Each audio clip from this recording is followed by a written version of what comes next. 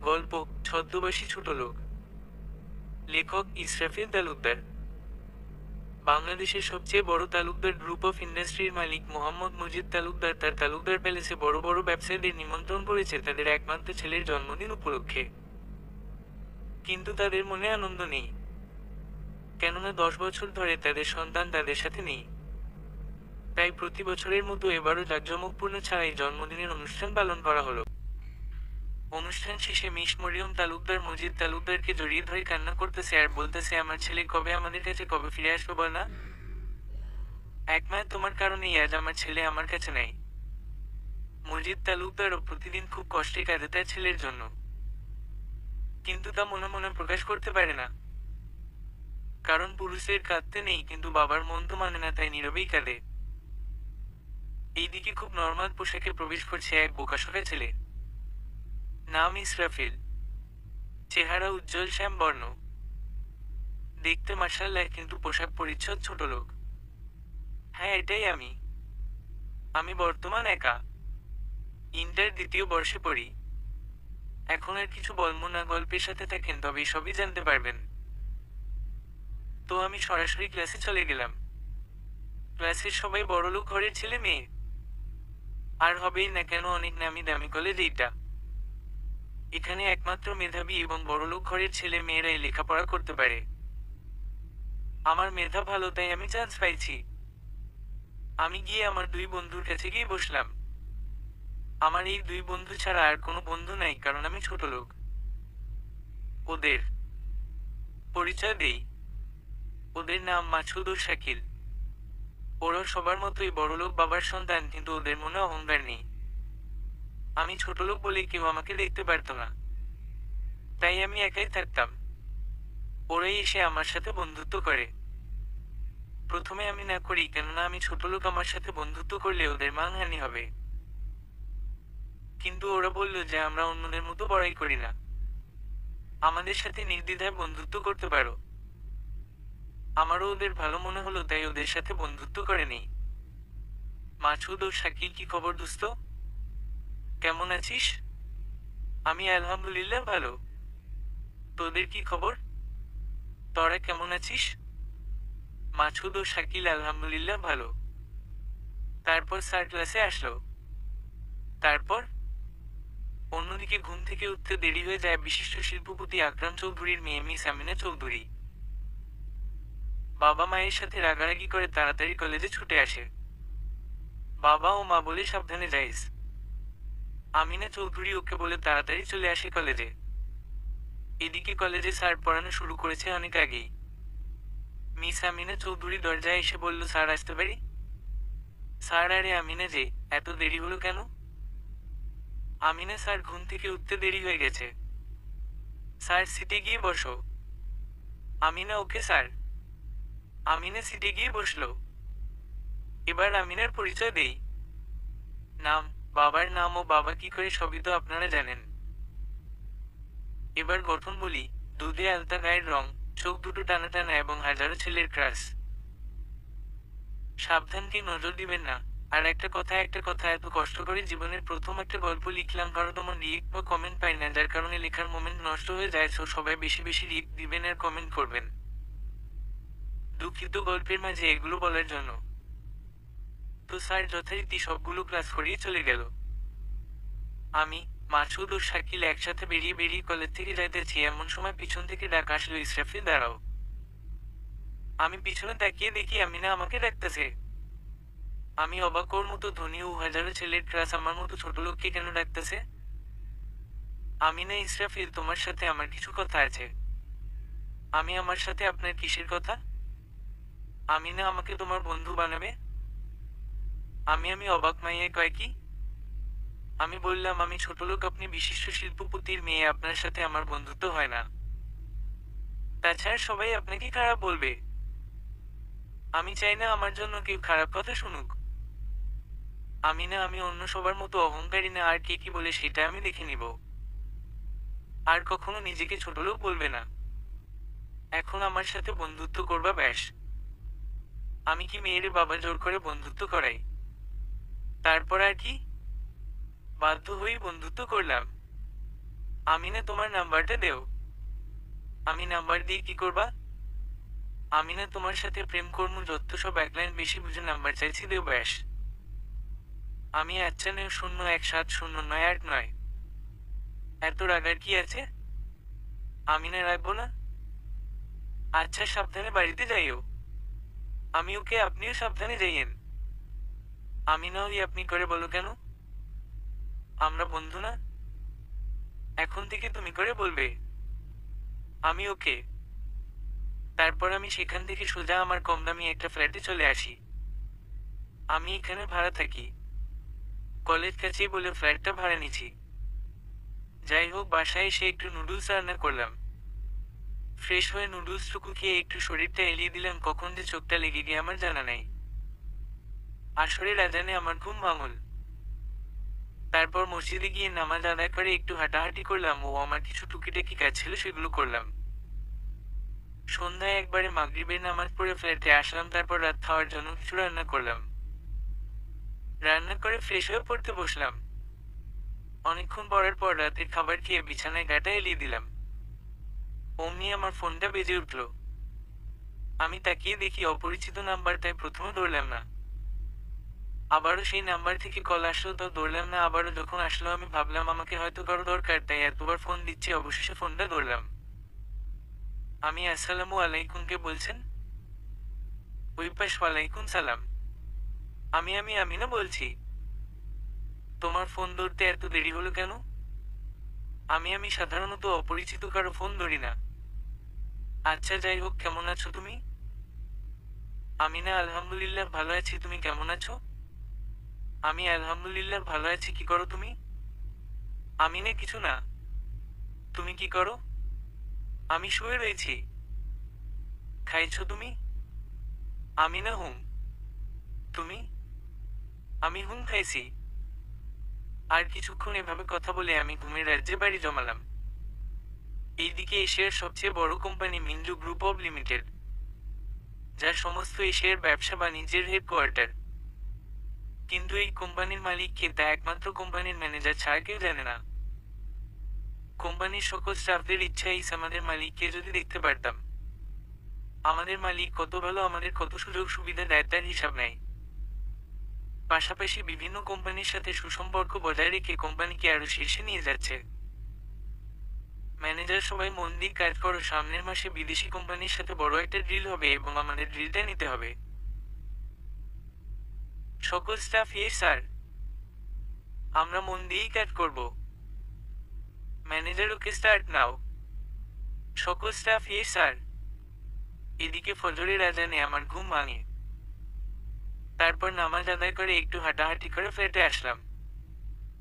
সকালে খাওয়ার জন্য কিছু রান্না করলাম। ফ্রেশ হয়ে খেয়ে কলেজে আসলাম।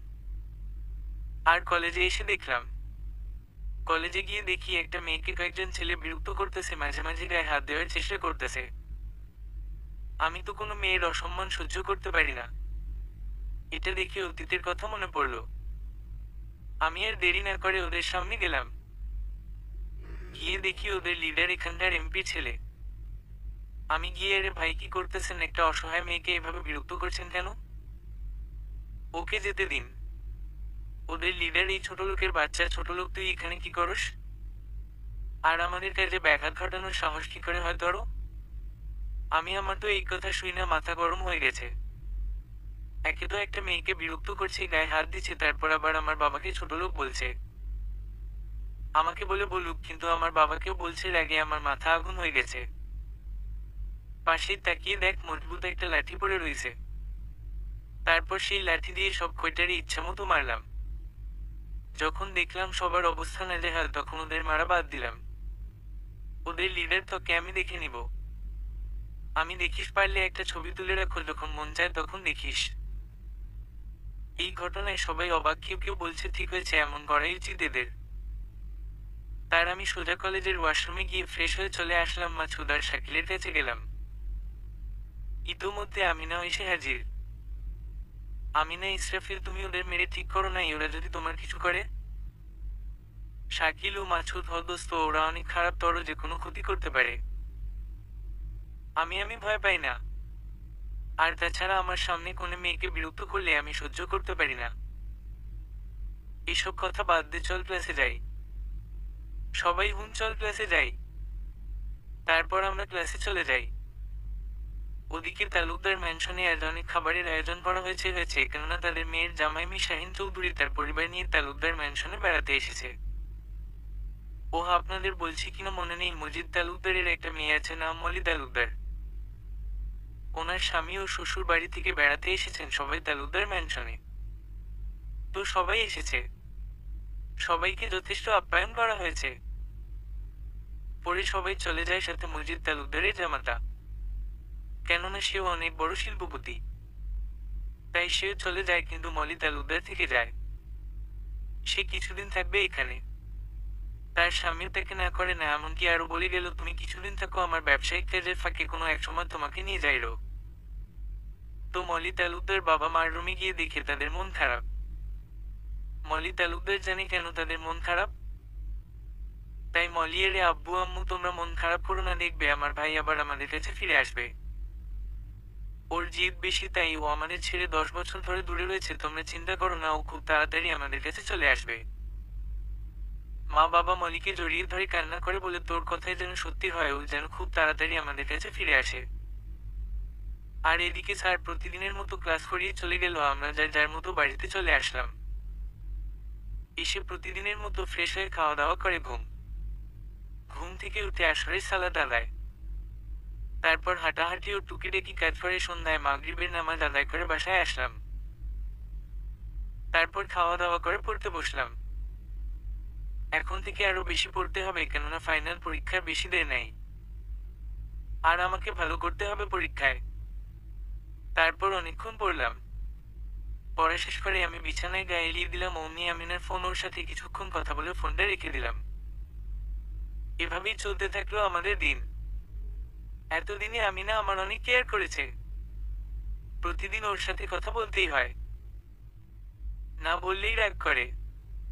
কোনো মেয়ের সাথে কথা বলতে দেয় না, কোনো মেয়ের দিকে তাকাতে দেয় না, অনেক কেয়ার করে আমার। আমিও এই কয়দিনে ওকে ভালোবেসে ফেলেছি। বলার সাহস পাই না, যদি রাগ করে বন্ধুত্বটাই নষ্ট করে দেয়। থাক, দরকার নাই, বন্ধু হয়েই থাকি। একদিন আমিনা আমাকে একটা পার্কে দেখা করতে বলে, আমিও ওর কথা মতো পার্কে গিয়ে দেখি। আমিনা একটা শাড়ি পরে বসে আছে। আমি তো ওকে দেখে চোখই সরাতে পারছি না। ও একটা মিষ্টি কালারের শাড়ি পরে আসছে। এমনিতে সুন্দরিতার মধ্যে মিষ্টি কালারের শাড়িতে একদম মিষ্টির মতো লাগছে। আপনাদের বলে বুঝাতে পারবো না কতটা সুন্দর লাগছে ওকে। বলতে গেলে জাস্ট ওয়াও। কারো ডাকে আমার ঘোর ভাঙলো। তাকিয়ে দেখি আমিনা আমাকে ডাকতেছে। হ্যাঁ আমিনা, বল কিসের জন্য পার্কে দেখা করতে বললা? আমিনা, তোমাকে কিছু কথা বলার জন্য ডাকছি। হ্যাঁ বল, কি বলবে? আমিনা, জানি না তুমি কথাটা কিভাবে নিবে। আমি কথা ঘুরিয়ে ফিরিয়ে বলতে পারি না, তাই আমি সরাসরি বলে দিচ্ছি। ইসরাফিল, এই কয়েকদিনে আমি তোমাকে ভালোবেসে ফেলেছি। I love you Israfil, I really love you. আমি নিজের কানকেও বিশ্বাস করতে পারছি না। আর কি করবো ভেবে পাচ্ছি না, কেননা আমি ওকে এই কয়েকদিনে ভালোবেসে ফেলেছি। আবার এইটাও ভাবলাম, আমি তো ছোট লোক, ওর পরিবার কি আমাদের ভালোবাসা মেনে নেবে? থাক, অত শত ভেবে লাভ নাই, পরেরটা পরেই দেখা যাবে। তারপর আমি ওর প্রপোজাল অ্যাকসেপ্ট করলাম, এবং আমিও তোমাকে এই কয়েকদিনে ভালোবেসে ফেলেছি। I love you too Amina. এখান থেকেই আমাদের ভালোবাসাটা শুরু হলো। ওইদিকে মিন্টু গ্রুপ অব ইন্ডাস্ট্রির ম্যানেজার সকলকে বলতেছে, সবাই আজকের মধ্যে এই সমস্ত ফাইল রেডি রাখো, কাল ডিল হবে। সমস্ত স্টাফ এস বসো, আমরা এখনই করতেছি। ম্যান্ডার গুড, নাও স্টার্ট। সকল স্টাফ এস। এই বলে সকলে গভীর মনোযোগ দিয়ে কাজ করা শুরু করে। আর করবেই না কেন, কাল বড় একটা ডিল হবে, তাছাড়া এই কোম্পানিটা সারা এশিয়ার কোম্পানিগুলোর হেড। তো সবাই গভীর মনোযোগ দিয়ে কাজ করতেছে। এইদিকে বিশিষ্ট শিল্পপতি মি আকরাম চৌধুরী ভাবতেছে, কিছুদিনের মধ্যেই আমাদের কোম্পানির হেড আমাদের ড্রিল দিবে, তাই আমাকে ভালোভাবে প্রস্তুত হতে হবে। তাই সে বাসা থেকে বেরিয়ে নিজের অফিসে যায়। আর ওনার স্ত্রী মিস আলিয়া চৌধুরী রান্নাঘরে যায় রান্না করার জন্য। আর এদিকে সারাদিন ঘোরাঘুরি করে বাড়িতে আসে আমিনা। আমিনার মা আমিনাকে জিজ্ঞেস করে, সারাদিন কোথা থাকিস? ঠিকমতো খাবারও তো খাস না। আমিনা, মা তো আমি জানো না সামনে আমার পরীক্ষা, কত গুরুত্বপূর্ণ ক্লাস করতে হয়, আর আমি তো কলেজ ক্যান্টিন থেকে রোজ খাই। আমিনার মা, আচ্ছা বাবা তুই ফ্রেশ হয়ে আয়, আমি খাবার বাড়ছি। আমিনা, ওকে আম্মু, আমি যাবো আর আসবো।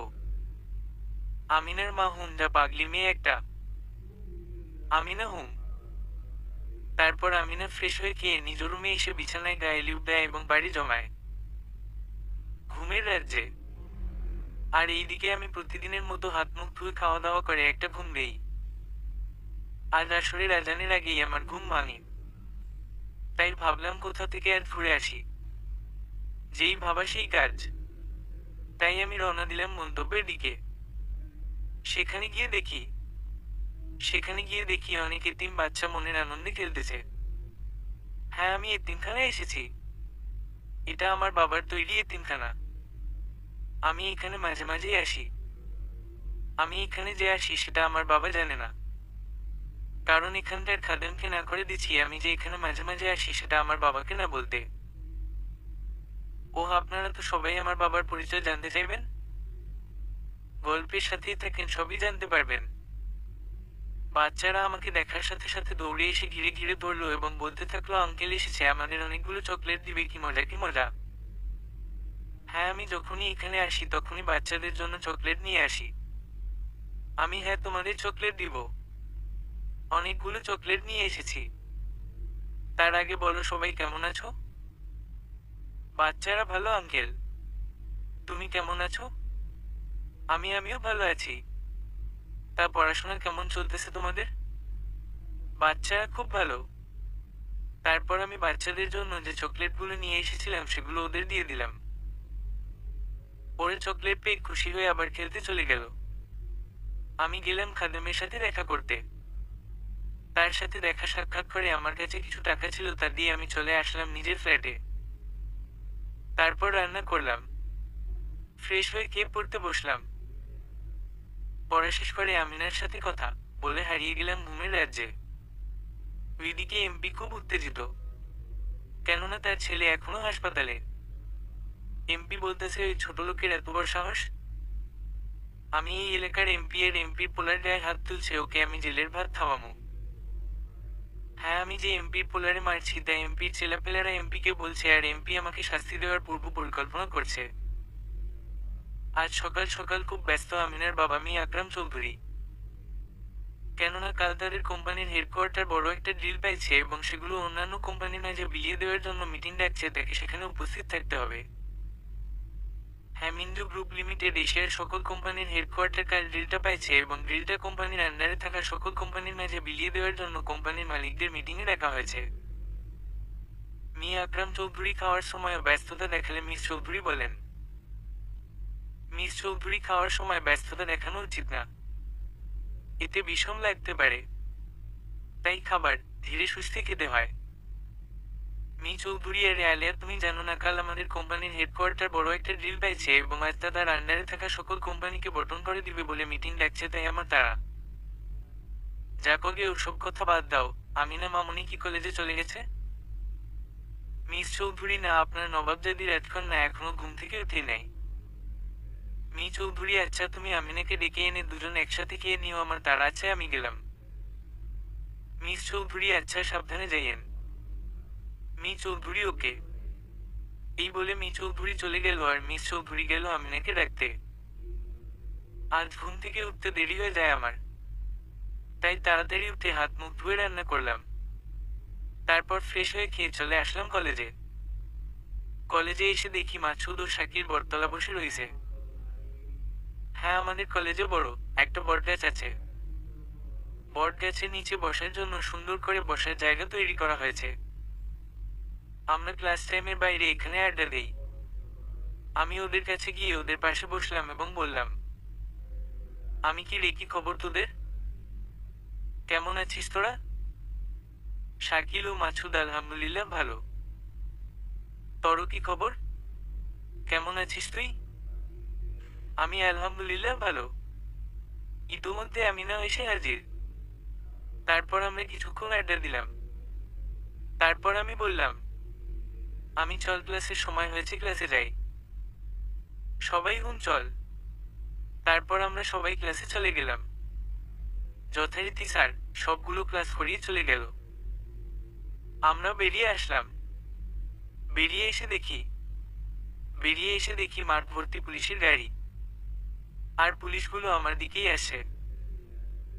সাথে দেখি এই এলাকার এমপি। আমার আর বুঝতে বাকি রইল না পুলিশ কি জন্য এসেছে। পুলিশের এসআই সরাসরি আমার কাছে এসে বলল, এসআই তুই এমপির ছেলের গায়ে হাত তুলছিস, এমপির ছেলেকে মারছিস, কলেজে এসে মাস্তানি করো, তোর মাস্তানি আমি বের করব। হ্যাঁ, আমাদের দেশের প্রশাসন এমনি। বড় বড় নেতার ছেলেরা অন্যায় করবে তাতে তাকে কিছু বলবে না, যদি কেউ প্রতিবাদ করে তবে তাদের থানায় নিয়ে মেরে হাড়গোড় ভেঙে রেখে দেয়। আমি ওকে বিনা কারণে মারি নাই। ও একটা মেয়েকে বাজেভাবে বিরক্ত করছিল, গায়ে হাত দিচ্ছিল, তাই ওকে মেরেছি। এসআই তার জন্য পুলিশ আছে, তুই মারার কে? এই বলে আমাকে থানায় নিয়ে যাওয়া হলো। তারপর আমাকে ইচ্ছা মতো মারলো। জীবনে আজ পর্যন্ত কেউ আমার গায়ে ফুলের টোকা দেয় নাই। আর আজ পুলিশ আমাকে মারলো প্রতিবাদ করার কারণে, আর আমি ছোট লোক বলে। অপেক্ষা করো, সময় একদিন আমারও আসবে, আমি নিজেই মনে মনে বললাম। আর এইদিকে আমাকে থানায় নিয়ে আসা হয়েছে বলে শিমলা, আজ থেকে নায়িকার নাম চেঞ্জ করা হলো, প্রায় পাগল হয়ে গেছে। তাই সে আমাকে থানা থেকে বাহির করতে তাড়াতাড়ি বাড়ি চলে যায়, যাতে ওর বাবাকে দিয়ে আমাকে থানা থেকে বাহির করাতে পারে।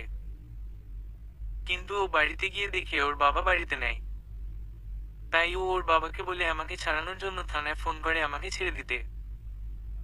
আর থানার এসআই কে বলে আমাকে ছেড়ে দিতে, আর ওসি আমাকে ছেড়ে দেয়। দিবেই না কেন, দেখতে হবে নাকে ফোন দিয়েছে বিশিষ্ট শিল্পপতি বলে কথা। তারপর আমাকে ছেড়ে দিলে আমি থানা থেকে বেরিয়ে ডাক্তারের থেকে কিছু মেডিসিন নিয়ে চলে আসি আমার ফ্ল্যাটে। ইতোমধ্যে শিমলাও চলে এসেছে। পাগলিটা আমাকে খুব ভালোবাসে। আমার সুস্থ হওয়া পর্যন্ত পাগলিটা প্রতিদিন এসে আমার সেবা যত্ন করেছে। আজ আমি সম্পূর্ণ সুস্থ। ভাবলাম অনেকদিন যাবৎ কোথাও যাই না, একটু এতিমখানা থেকে ঘুরে আসি। তাই আমি শিমলাকে ফোন দিয়ে বললাম, আমি তোমাকে একটা জায়গায় নিয়ে যেতে চাই, তুমি কি যাবে? শিমলা, হ্যাঁ, আমি তোমার সাথে সব জায়গায় যেতে রাজি। যদি তুমি আমাকে জাহান্নামে নিয়ে যাও তাও আমি তোমার সাথে জাহান্নামে যেতে রাজি। দেখছেন সবাই আমার প্রতি শিমলার কতটা বিশ্বাস। বিশ্বাসই ভালোবাসার মূল খুঁটি। তবে সবাইকে বিশ্বাস করা যায় না, একমাত্র তাকে বিশ্বাস করা যায় যে বিশ্বাসের যোগ্য। ওকে, তুমি তাড়াতাড়ি রেডি হও, আমি আসতেছি।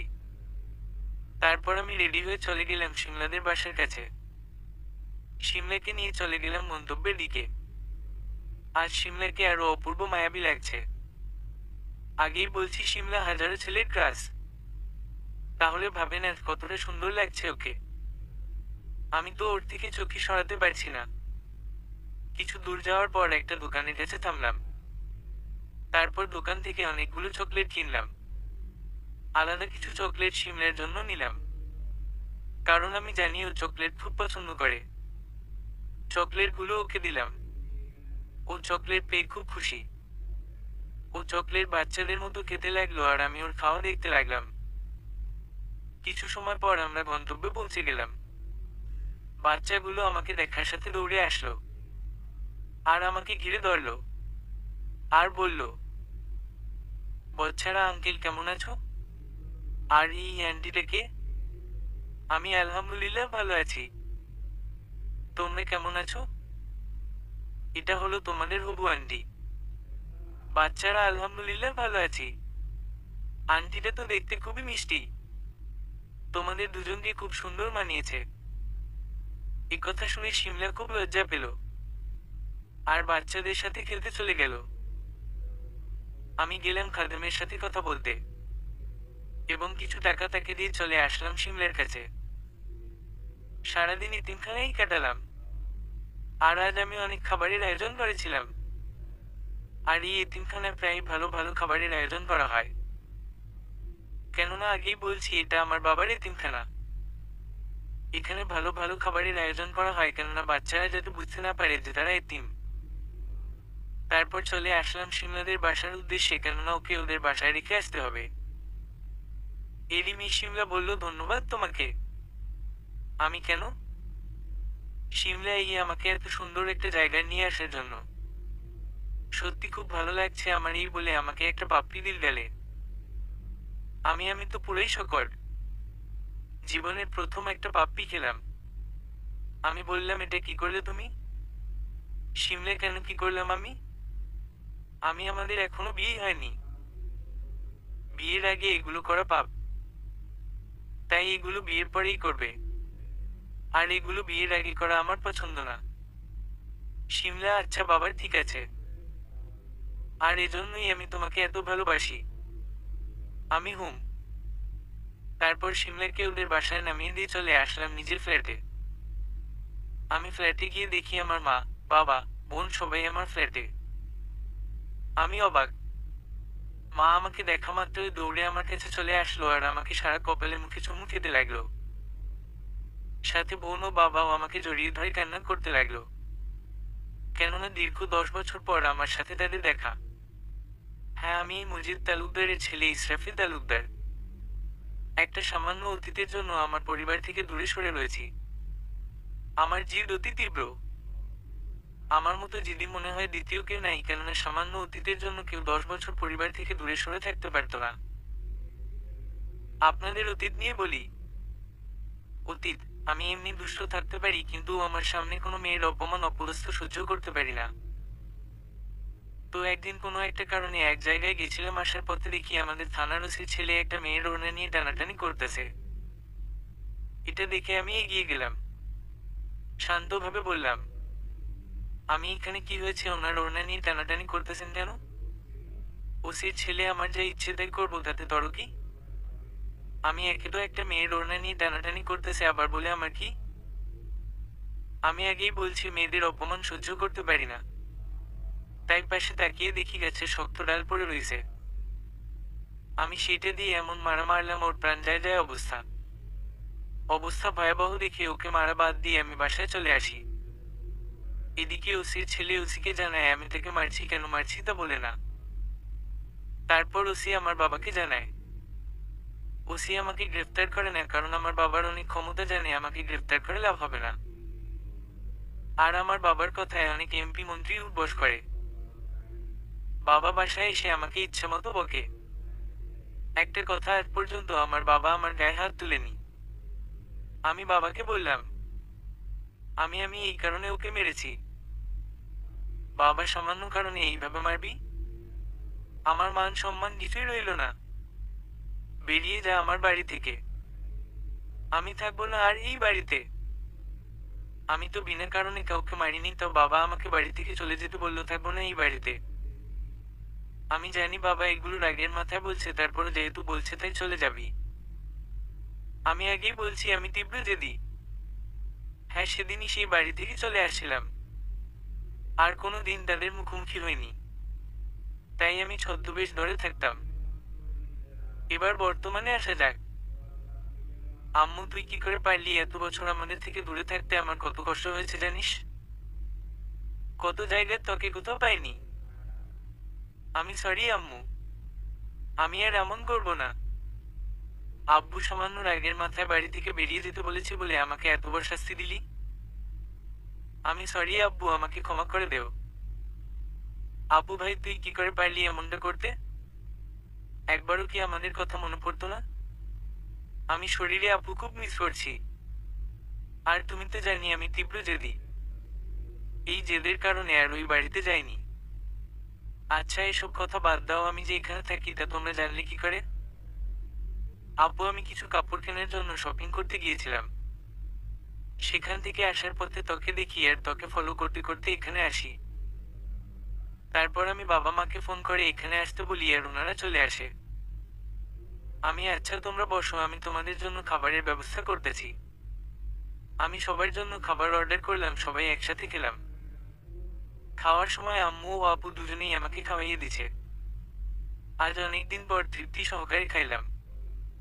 তারপর সবাই মিলে রওনা দিলাম তালুকদার ম্যানশনের দিকে। এখন থেকে এখানেই থাকবো।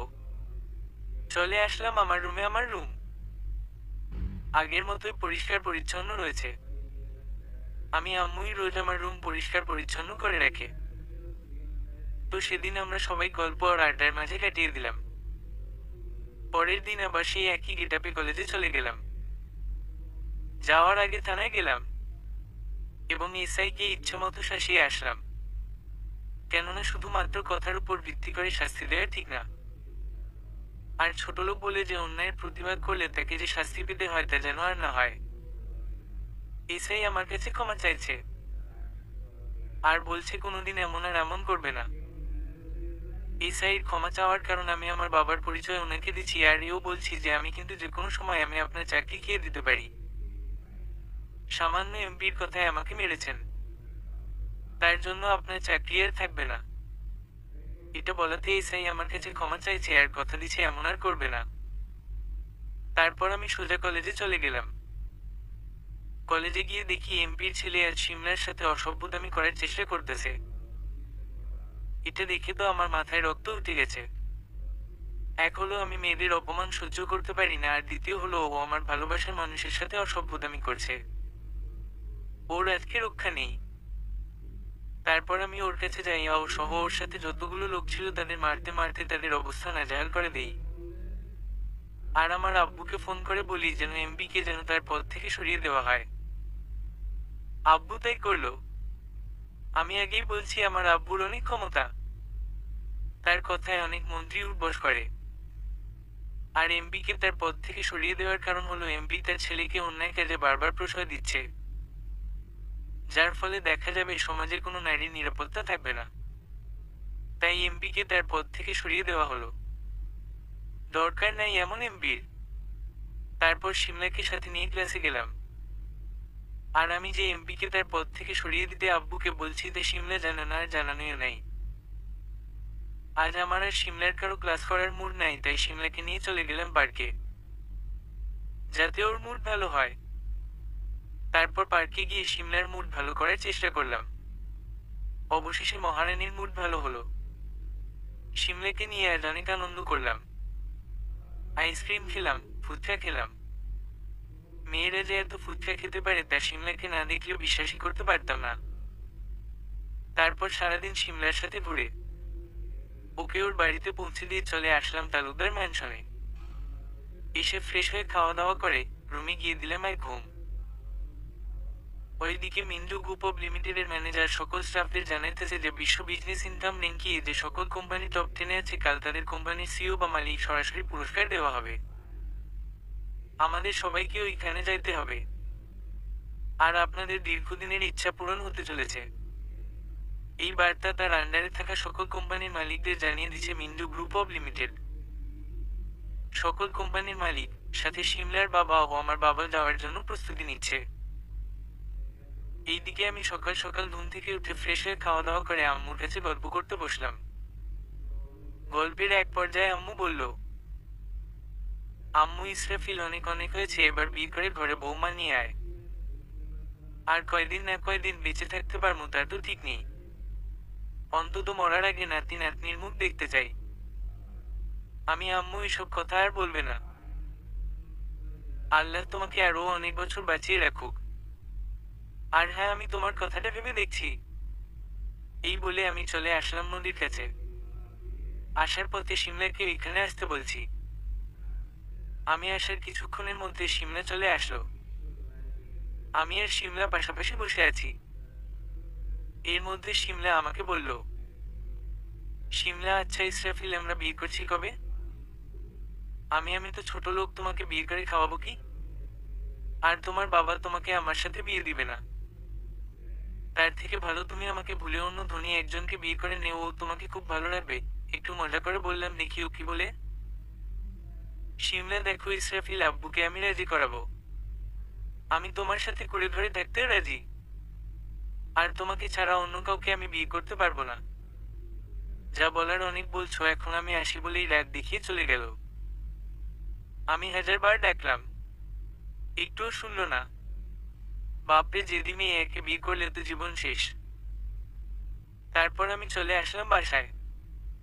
বাসায় এসে আব্বুকে দিয়ে বিয়ের প্রস্তাব পাঠালাম সিমলাদের বাড়িতে। সিমলার বাবা রাজি হয়ে যায়, কেননা আমরা সিমলাদের চেয়ে অনেক ধনী। তাই সিমলার বাবা খুব সহজেই রাজি হয়ে যায়। তারপর সিমলার বাবা সিমলাকে জানায় তার বিয়ে ঠিক করা হয়েছে, আর সে যদি এই বিয়ে না করে তাহলে তার বাবার মরা মুখ দেখবে। সিমলাও রাজি হয়ে যায়, কেননা কোনো সন্তানই চায় না তার জন্য তার আত্মহত্যা করুক বা মারা যাক।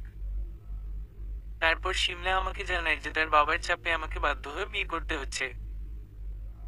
আমাকে ক্ষমা করে দিও। সিমলা তো আর জানে না যে তার বিয়ে তার মনের মানুষের সাথেই হতে যাচ্ছে। আমিও সিমলাকে ভবিষ্যতে সুখী হওয়ার শুভেচ্ছা জানিয়ে ফোন কেটে দিলাম, যাতে সিমলা কোনো কিছু যেন বুঝতে না পারে যে তার বিয়ে আমার সাথেই হচ্ছে। আজ সকাল থেকেই অনেক আয়োজন করা হচ্ছে ঢাকাতে, কেননা বিশ্ব বিজনেস ইনকামে টপ 10-এর পুরস্কার ঢাকা থেকেই দেওয়ার মতো দিয়েছে আয়োজকেরা। তাই 7 থেকেই অনেক বড় বড় কোম্পানির মালিকও এসেছে, সাথে আমিনার বাবা, আমার বাবার সহ সকলেই এসেছে। আমার আপুও এসেছে তার স্বামীর সাথে। আগেই তো বলছি আপুর স্বামী বড় বিজনেসম্যান। অবশেষে নাম ঘোষণা করার সময় হলো। এবার র্যাঙ্কে প্রথম হয়েছে এশিয়ার নামকরা company Mintu group of limited. এই মিন্টু গ্রুপ অব লিমিটেডের মালিককে ম্যানেজার আর কিছু মানুষ ছাড়া আর কেউ দেখেনি। আজ তিনি সবার সামনে এসে পুরস্কার গ্রহণ করবে। বলা দরকার যে মিন্টু গ্রুপ অব লিমিটেডের মালিক তরুণ। সে তার মেধা শক্তি কাজে লাগিয়ে অত্যন্ত দক্ষতার সহিত কাজ করে আজ এই পজিশনে এসেছে। এখন থেকে পুরস্কার নেওয়ার জন্য মঞ্চে আসার জন্য অনুরোধ করা হলো। তারপর সে মঞ্চে আসার সাথে সাথে সবাই অবাকই কি করে হতে পারে। হ্যাঁ, মঞ্চের ব্যক্তিটি হলাম আমি নিজেই। আমাকে দেখে সবাই অবাক, কেননা সবাই জানে আমি ছোট লোক। অথচ আমি মিন্টু গ্রুপ অব লিমিটেডের মালিক, এটাকে বিশ্বাসই করতে পারতেছে না। তারপর আমি মঞ্চে গিয়ে পুরস্কার নেওয়ার জন্য গেলাম। পুরস্কার নেওয়ার পর আমাকে কিছু বলার জন্য অনুরোধ করা হলো। আমি বলা শুরু করলাম। আমার আজ এই পর্যায়ে আসার পিছনে আমার বাবার অপরিসীম অবদান রয়েছে, কিন্তু তিনি তা জানেন না। আমি জানি যার বাবার টাকা নাই, তার জীবনে এমন উন্নতি করা দাঁড়ালো ছুরির মই বেয়ে উপরে ওঠা সমান কথা। প্রতিটি ধাপে ধাপে তাদের কষ্ট করতে হয়, তবুও তারা সহজে সার্থক হয় না। আমি আমার বাবার উপর জিদ করে বাসা থেকে চলে এসেছিলাম 10 বছর আগে। আমার বাবার অনেক টাকা আছে, এমনকি আমার অ্যাকাউন্টেও অনেক টাকা থাকতো সব সময়। বাসায় থেকে আসার পরে আমি চাইছিলাম বাবার টাকায় কোনো কিছু করব না, কিন্তু বাধ্য হয়েই বাবার টাকা দিয়েই আমাকে এই পজিশনে আসতে হলো, কেননা আমি অনেক চেষ্টা করেও টাকা জোগাড় করতে পারিনি। এমনকি ব্যাংক থেকে যে ঋণ নিয়ে কিছু করা শুরু করব, তা ব্যাংক দিতে রাজি নয়। তাই অবশেষে ভাবলাম আমার বাবা আমার অ্যাকাউন্টে অনেক টাকা দিচ্ছে, সেখান থেকে না হয় ব্যাংকের মতো ঋণ নিলাম, পরে আবার না হয় টাকা আমার অ্যাকাউন্টে ফেরত দিব। এটাই আমি করেছি। আমি বাবার দেওয়ার টাকা দিয়ে এই কোম্পানি শুরু করেছি এবং আজ এই পজিশনে এসেছি। অবশ্য আমার বাবা কখনো আমার অ্যাকাউন্টে কত টাকা আছে তার কখনো হিসাব নিত না, আর আমি আমার নেওয়া সমস্ত টাকা আবার আমার অ্যাকাউন্টে ফেরত দিছি। এই হলো আজ আমার এই পজিশনে আসার কাহিনী। সকলেই বুঝতে পারছে যে শূন্য থেকে সহজে এই পজিশনে আসা যায় না। তারপর আমি আমার বক্তব্য শেষ করে চলে আসলাম। বাবা আমাকে দেখার সাথে সাথেই জড়িয়ে ধরলেন। আমার ছেলে আজ এত বড় একটা কোম্পানির মালিক হয়েছে আমি ভাবতেও পারতেছি না। তোর জন্য আমার গর্ব হইতেছে। শুনছি যাদের বাবার টাকা আছে তারা বেশিরভাগই পথভ্রষ্ট হয়, কিন্তু তুই হসনি। আয় বাবা, আমার বুকে আয়। আমি সবই তোমার জন্য বাবা, আর মায়ের দোয়া ও আল্লাহর রহমতে সম্ভব হয়েছে বাবা।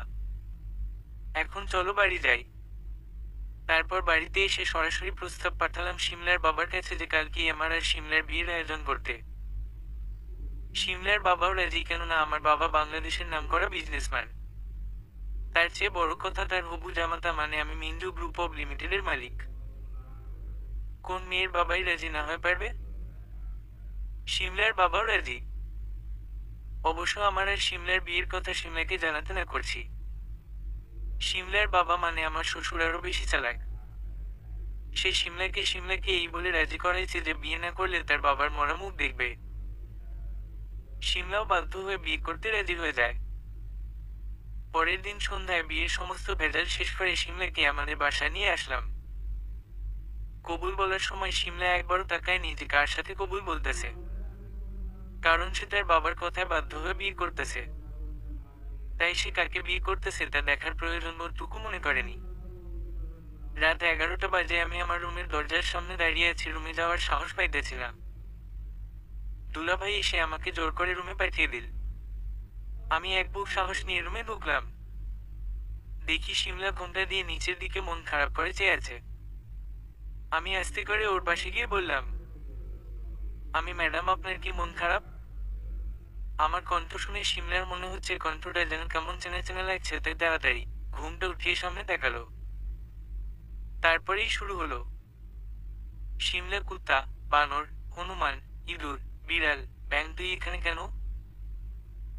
আমার ঘর, আমি থাকবো না? শিমলা, তার মানে তোমার সাথেই আমার বিয়ে হয়েছে? আমি আজ্ঞে মহারানী। শিমলা জানো আমি কত কষ্ট পেয়েছিলাম যে বাবার কথায় বাধ্য হয়ে অন্যকে বিয়ে করতে হচ্ছে। এখন আমি সবচেয়ে খুশি, কারণ আমি আমার ভালোবাসা ও মনের মানুষকে আপন করে পেয়েছি। মহারানী, আমিও খুব খুশি তোমাকে আমার সহধর্মিণী হিসেবে পেয়ে। তো মহারানী, চলেন আমরা আমাদের কাজ সেরে ফেলি। শিমলে, কি? আমাদের বাসর? শিমলে, যাও আগে অজু করে আসো, দুজন একসাথে নামাজ পড়ব। তারপর দুজনে একসাথে নামাজ পড়লাম। নামাজ পড়ে শুরু করলাম বাসরাতের মিশন। মিশনে অনেক কিছুই চলছে যা আপনাদের জেনে কাজ নেই। ওরা মিশন পূর্ণ করতে থাকুক, আপনারা এখন আসতে পারেন। সমাপ্ত।